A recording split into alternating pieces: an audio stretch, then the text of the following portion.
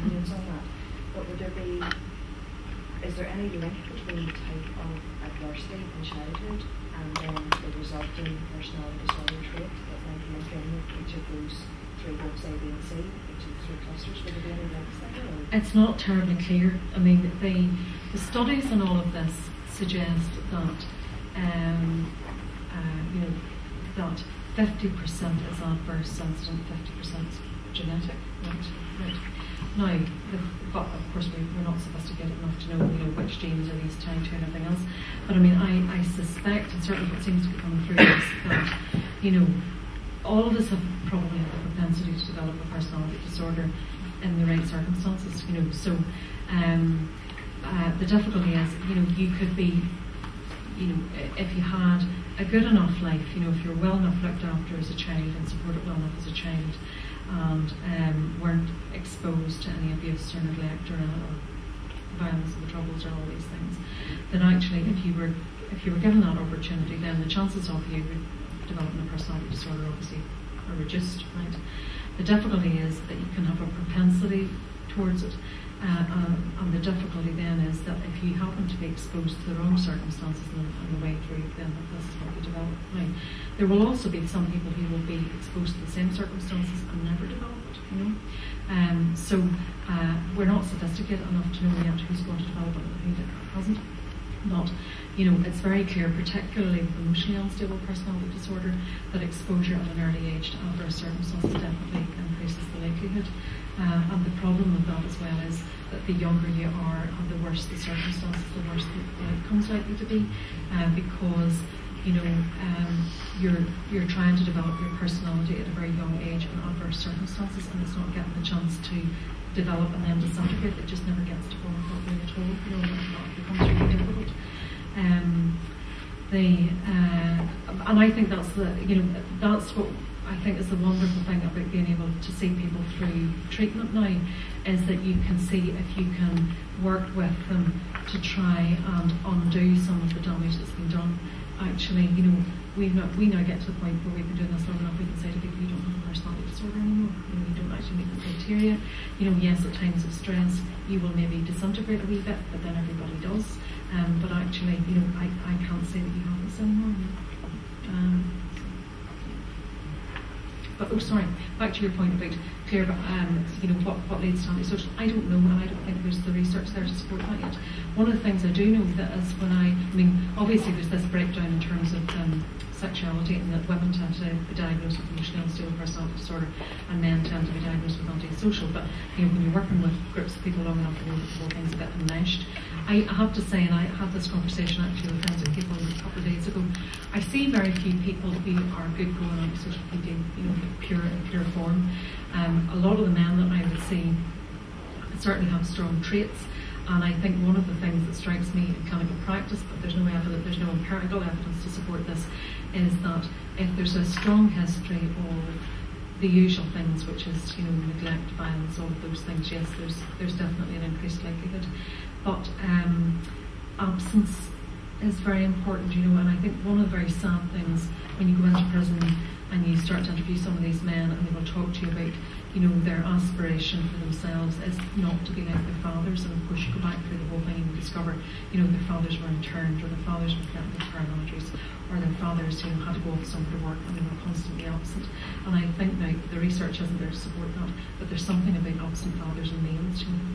There's something just in that as well, and I'm not sure if it's linked directly with Northern Ireland, or I think it's what you're talking to. I don't know if you see that the conference, there's a guy who always yes, from a social policy perspective. Yes. So they put up on the screen the Northern Ireland poverty and the precedence of poverty across Northern Ireland, the clustering around in the same areas of those impacted by conflict. And again, I was saying to him that if you put the next slide of those the suicide rates in Northern Ireland, you would see the same picture of those men that the antisocials and told people who are diagnosed with antisocial behaviour currently in the prison system. If you were to populate again this map with their address, same clustering. So I was trying to in my head figure out, I wonder, is there a particular link with poverty and had a Northern Ireland conflict exposure violence, exposure to that type of violence that then came linked with the antisocial personality disorder. It was just something that I was sort of mulling over and trying to see if there was a particular link with that, or it was just what he was showing. So. No, I think there was, 75% of prisoners come from Belfast, that's where they emanate from in the first place, which is amazing, but certainly when you get these histories of extreme neglect and violence, and particularly get children who are beaten or abused at an early age, or particularly beaten, and boys beaten at an early age, they do tend to switch off, I think, quite a bit, and then become very, they lose any kind of sense of kindness for themselves, and then they lose any kind of care and compassion for anybody else that not comes through. And I think, that's one of the things you pick up in the histories as well, is that these people actually don't care about themselves very much, and as I say, then it extends to other people. So yeah, the violence, I think, definitely, the abandonment, particularly by robust male role models, seems to be there too. But as I said, it hasn't been tested. Questions or comments from Marie? You're a fast talker. Sorry. Faster thinker. The absorption rate, like a screwdriver this date on a Friday afternoon.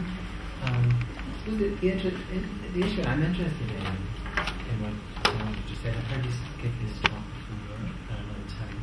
How do you keep your compassion up for the work and your evident passion for the work?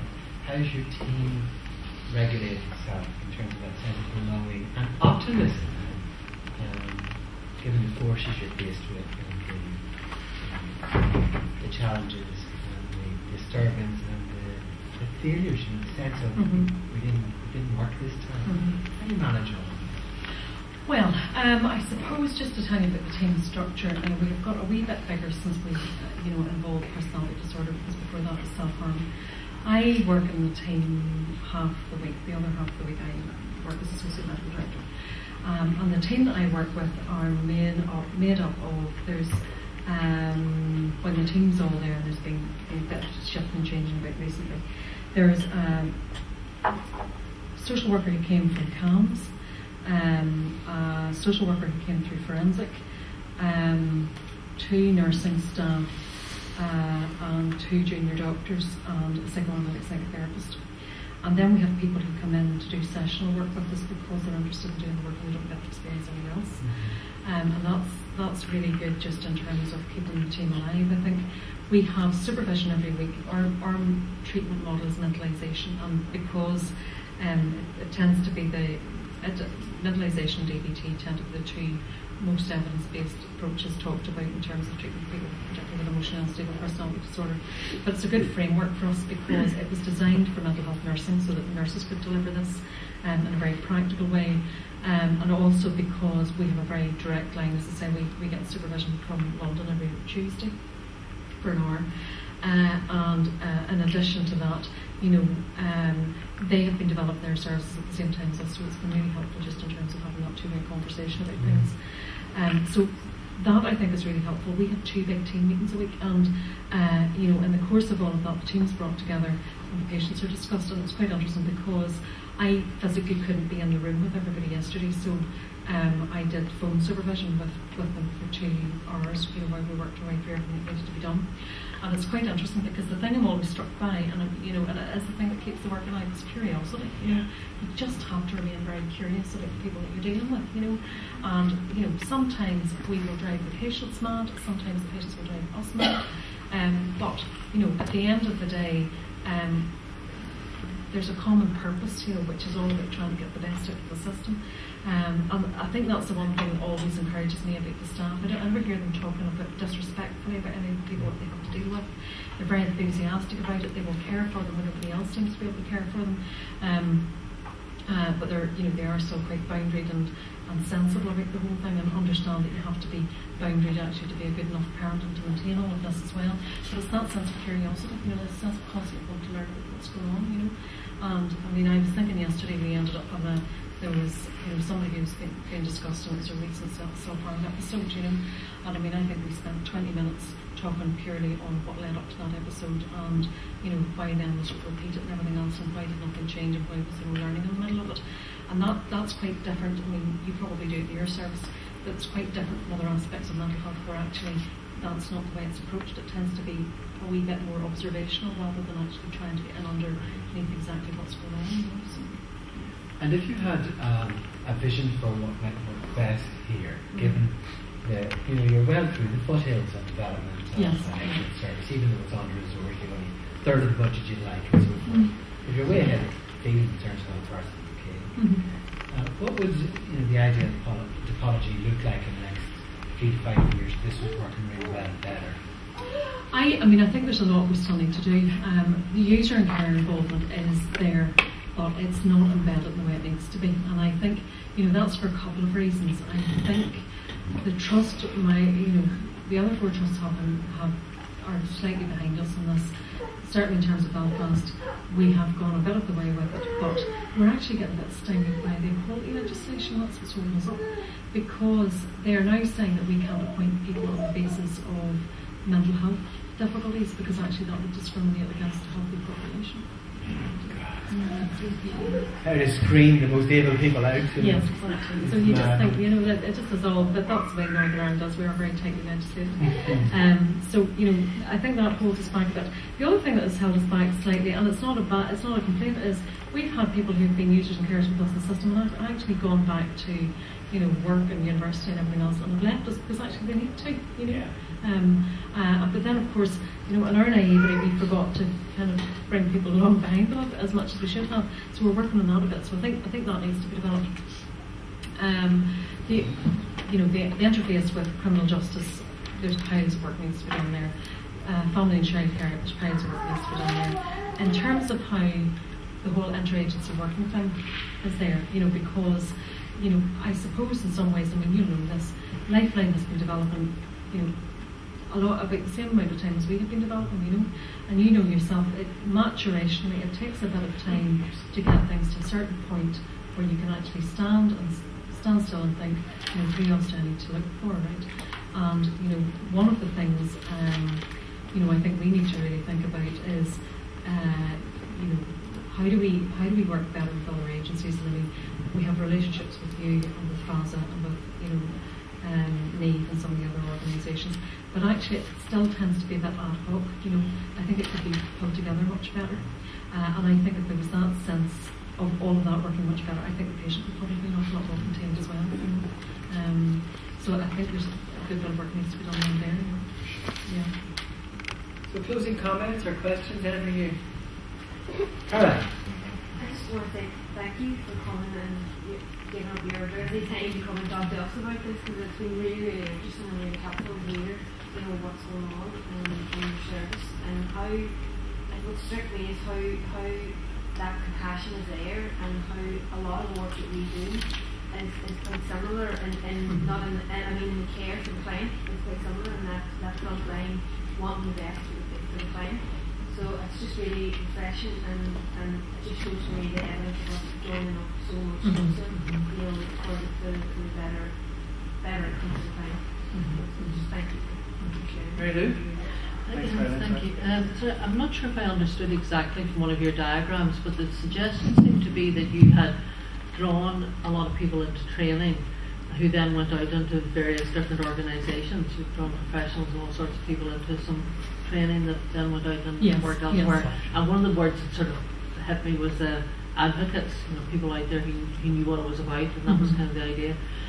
I'm wondering, is that in any kind of way a tangible network? Because it strikes me that if there are quite a few people out there working in different organisations who have this training and a really pretty good understanding of what goes on, it might be helpful to us working with clients to be able to tap into it in some way. There should be, because it's done through John O'Grady through the BHC organises all this with us, right?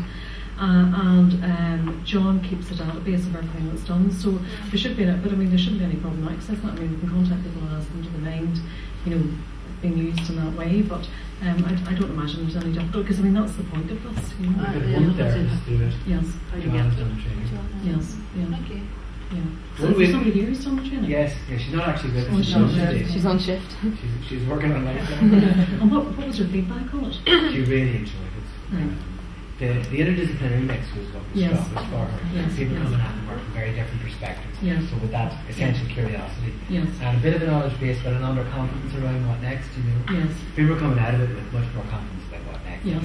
What Yeah. the two people are with it. Yes. So there should be nothing to prevent, in terms of the vision thing. Yeah. All of our people coming through that learning. So Yes. we really get talking to John very fast. Yeah. And from that, all sorts of spontaneous things will go in terms of how we find experimental ways to link up and to engage with each other. The Southeastern Trust DBT team, for instance, speaking Carrie at the SPUD conference. Big SPUD conference. British and Irish Society for Study of Personality Disorder. They're curious around, they provide the educational aspect of it and therapy, and the lifeline then is the resource that is the 24/7 helpline, that's linked in with it, so that's the what they're thinking. And serendipitously, we were thinking along these lines that these things happen just parallel sometimes, movement in the ground somehow. And we went along, Fiona went off and tested, sampled for us 2 or 3 ways of getting an introduction to DBT going, And at the same time, the trust were drawn in, for the fundamental training. So we've had 2 waves of 2-day introduction to DBT for all of our people. Treatment of multiple disorder, so it was really, it was like a direct fit for us. There was very little new learned, except that there are networks and ways to work, and it's stimulating ideas and thinking about where our training might go next, where practice might go next, where our outreach to other organisations might go next. And the point you make about being around for a while and the maturation process, you're so introspective to get the thing on its feet. And it's very resource intensive. And absorbing of what your needs and interests were just about coming up for air. Does this conversation, something a bit more formal than meeting in corridors or centres usually at other conferences. Other comments, feedback, Fiona? Just on that note, we were recently approached by a DBT team in the Western Trust who are going to share with us their group therapy theme calendar, so that if somebody was coming through from that area, we would know roughly what they're covering in group. And I'm wondering, does the mentalisation based team, do you guys go with themes, so that if callers come through to us, we can try and reinforce what you're doing with your your clients? We could do. It's pretty manualised, the whole thing, so that, we can tolerate staff changes and all of that with it. Yes, what I'm wondering about is, we have we have a system in place with unscheduled care where we have a FASA counsellor there. Yeah. One of the things you might want to consider is having somebody in placement with us, and thinking about doing it that way, just even to see how the whole thing works. That would be a really good start. There shouldn't be any problem with it.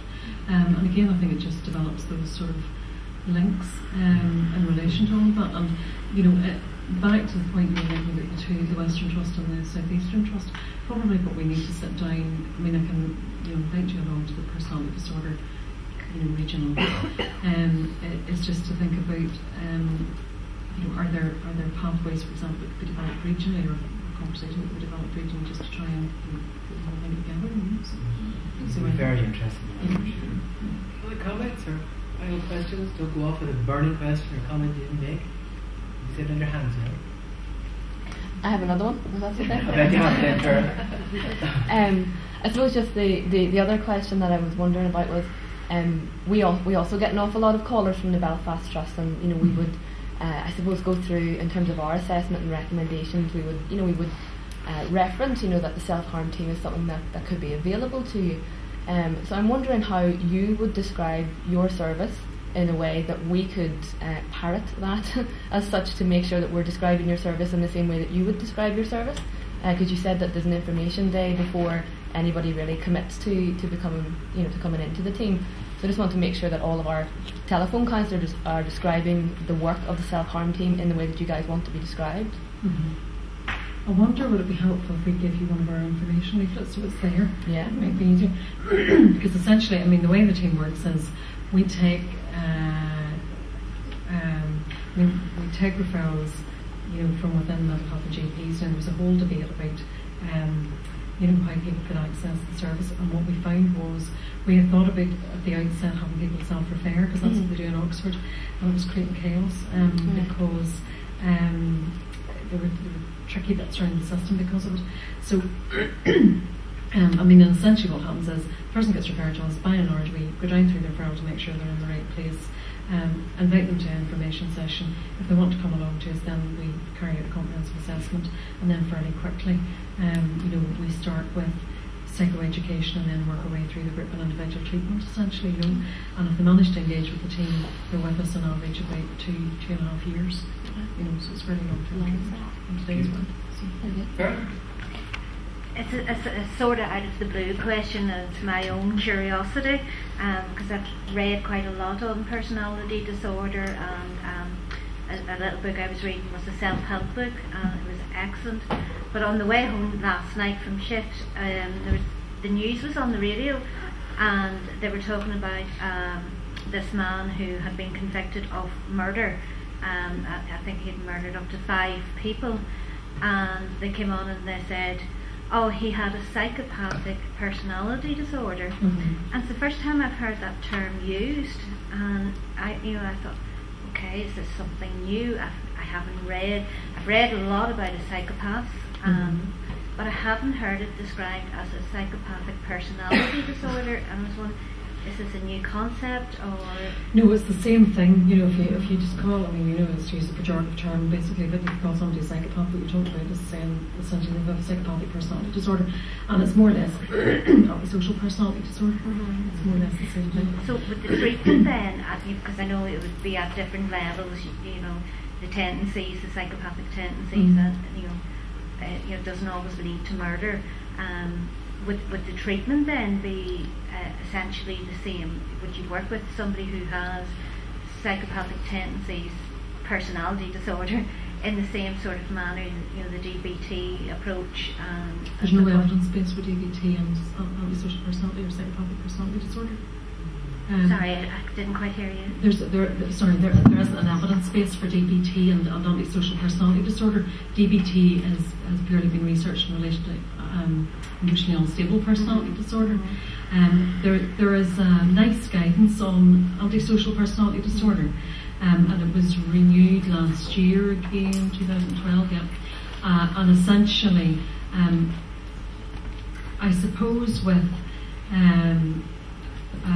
mentalisation and partly with DBT, the aspiration is to try and change the core psychopathology of the person so that they no longer have a personality disorder, right?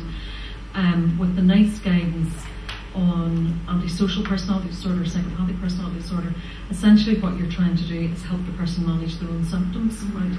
So it tends to be very cognitive behaviourally led, because I think, and it's back to this point of some of the core pathology of people who have antisocial or psychopathic personality disorder.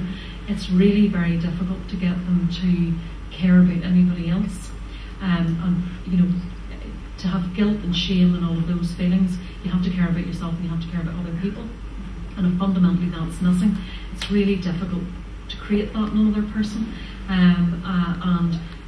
So what they try to do then is help people develop, manage themselves in a very cognitive way, understanding that if I kill that person, I will go to jail, and being very black and white about this. If I do certain things, it will provoke this response. So there's a lot of social training and all of that goes on with it. Now, there are interesting conversations around that. I sometimes wondered, am I just teaching people to be better psychopaths, I have to say. But by and large, if it keeps people out of bother, that's part of what you're aiming for. It's just anything that I had sort of read on psychopathic tendencies and so forth, they were really pointing to a physical evidence that there was a disconnection in the brain, so therefore they were basically writing people off. There was no help. So it's interesting. What's that guy's name? You lent me about men as snakes in suits. Don Johnson, is it? Yeah. And they had done a very interesting experiment in some of the prisons in the USA. I don't think those types of experiments would be allowed now. They were quite barbaric, but the evidence that was coming out of this was you cannot teach, but I tend to disagree that you can't do things. So it's interesting too. There was something of this abroad current about the whole idea of personality disorder only 15 years ago when health services here, like a really revolutionary approach taken by clinicians such as Maria and other lead figures to adapt and adjust to that you can't do anything about that. It was the untreatable disorder until about 2000, and they began to invest some money and time and good quality research into it. Like the politics has changed around what's possible. Yes, and I think, to be honest with you, I think some of what was started out with has been stood down in relation to the DSPD, stuff dangerous and severe personality disorder units, because I think there has been this realisation that, where you have someone who has got a pure form of psychopathy or antisocial personality disorder, actually changing that is extremely difficult. What you're hoping to do is symptom manage rather than change the core pathology, and it's because there is this very sad disconnect. That actually they can't care for themselves, they can't care for anybody else. And just back to the point that you make, it was a long time ago since I saw this, but I remember going to something at the American Psychiatric Association runs a big conference every year, and I was at it a few years ago. And at that time, they were starting some of the original CT and MRI scans around the impact of therapy on depression, for example. And I mean, there's very good evidence to suggest that there are biological brain changes in people who suffer from any kind of mental disorder, but actually if they can tolerate therapy and manage to use the therapy, and not everybody can, that actually, if you come back and repeat the scans over a year, 18 months, you start to show, physiological and brain changes, and I mean, there's increasing evidence for that, but it's back to the point of, sometimes, and it's not always the most severe, but sometimes the most severe people actually can't tolerate the treatment, and that's really the struggle. Yeah. Thank you. So on that very uplifting note. Could I just ask a little bit about your links with the child and family services and hands? Because I suppose I'm a family therapist, so that's really of interest to me, because we get quite a lot of parents of adolescents mostly, and often lone parents as well, including children as well, but where there's aggressive behaviour towards the parent, and vice versa, but largely coming from a range of reasons, really. Try and understand what some of the underlying issues, and I was interested in that link with conduct disorder. And sometimes what I think in our work is a lot of it is about sort of supporting empathy of the other's position, trying to understand what mom's feeling or what the young person is feeling. So I'm really interested in how you're developing those links and how you see them progressing with the parents and with the child and family services. It's difficult because very often by the time social services send us somebody, it's too late, or nearly too late, and I mean, it's almost like it's got to the point where there's a sort of realisation at some level that this family is about to break down if something's not done or if something doesn't change, and we get sent the parent then at that point, and you do look at it and you think, oh, I should have had you 3 years ago, it's far too late. I mean, you will know what it's like working in children's social services. It's extremely problematic. You're kind of damned if you do and you're damned if you don't. And of course, particularly with personality disorder patients, they inevitably fall out with their first 3 social workers, and it's not, to be honest with you, and I think that's why the Monroe report has been really important. It's not sometimes until they get somebody who's either well enough trained or experienced enough to realise what's going on that things start to settle down. And it's funny, when you go down through the histories, you'll either find that they connect with somebody who is junior but is kind and curious, or they'll connect with somebody that can be very containing towards them, and can actually make them feel as if they know what they're doing, and not be, they're like a rabbit in headlights every time they come to see them.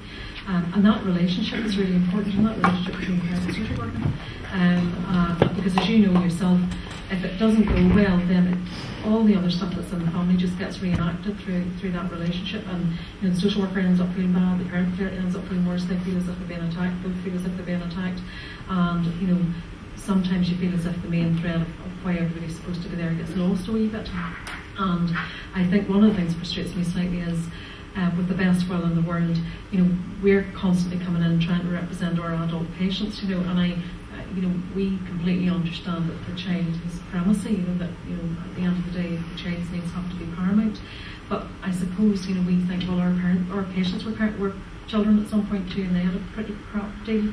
And actually, how do we get that understanding in there as well, that actually, in 20 years' time, these children that we're saying are getting a really rough deal actually are just following in their own parents' footsteps, because they were these children 20 years ago, And I think it's just getting that whole dialogue going. Sometimes it can be extremely problematic, Yes, taking a sort of wider Yes. intergenerational approach and Yes.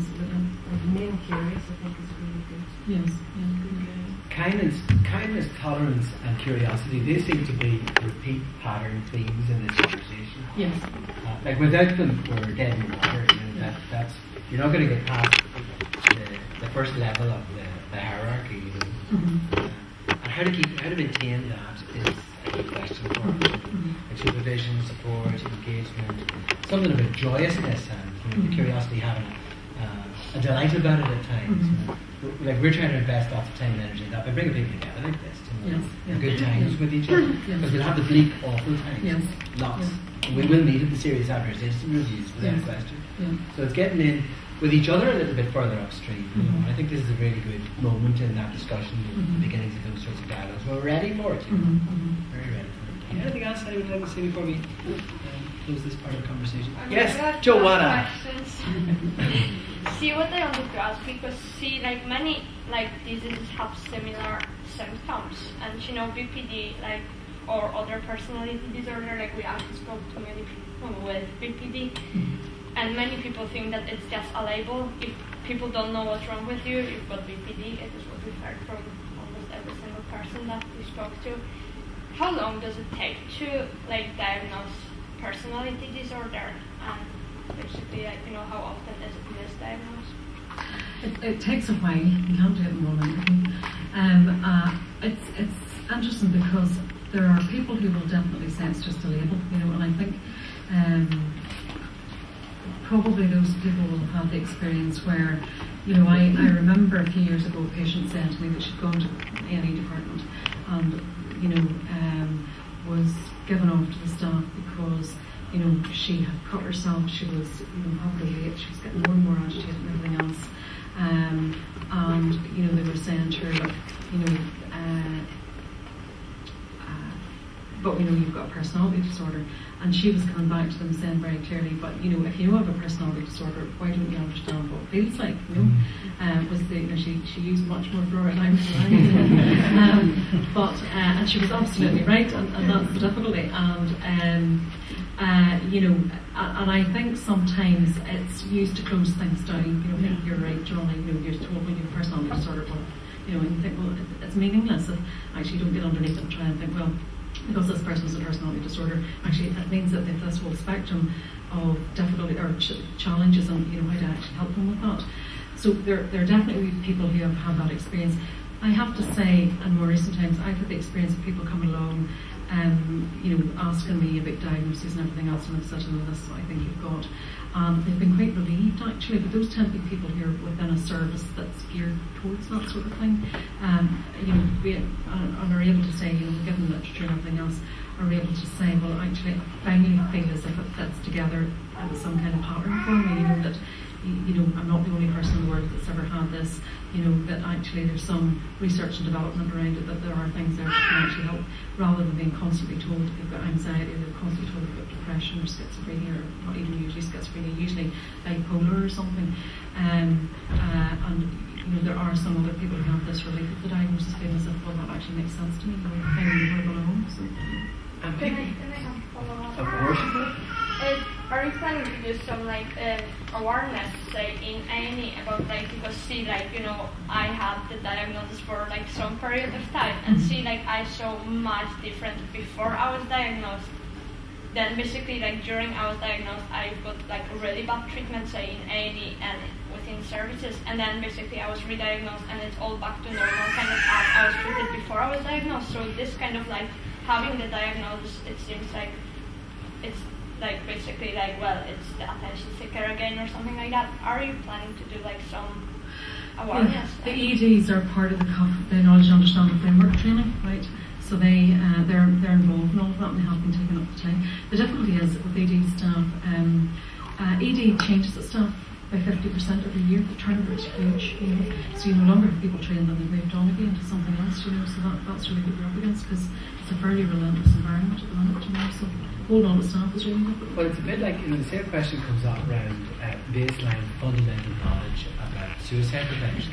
So why should we not release all clinicians to do the assist or the storm training, And I think until we've got a legislative base to enable that to happen, it'll not be as ubiquitous as child protection training.